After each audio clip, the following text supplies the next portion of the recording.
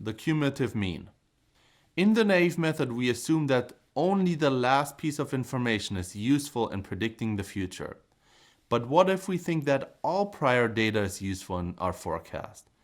That is the idea behind the cumulative mean.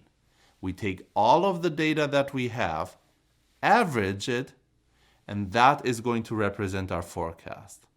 Now let's look at the math. The cumulative mean is again denoted by f sub t, which is what we're trying to forecast, and that is made up of the sum of demand, and that sum is going from the very first period we have, I equals 1, all the way to t minus 1, which is the very latest time period we have available.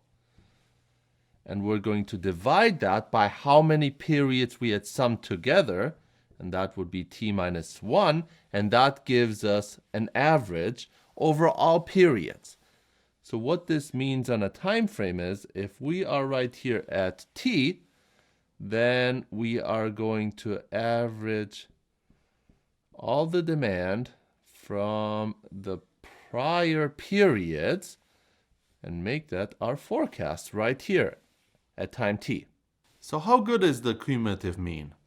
Well, it may work well in some situations, and it's really the antithesis to the naive method. Whereas the naive method was very responsive but also picked up a lot of noise, this forecast is very stable and averages out all the noise, so it really filters it out. If you have a situation where your overall demand is built only by the level and noise, no other patterns, then this is a good forecast to use.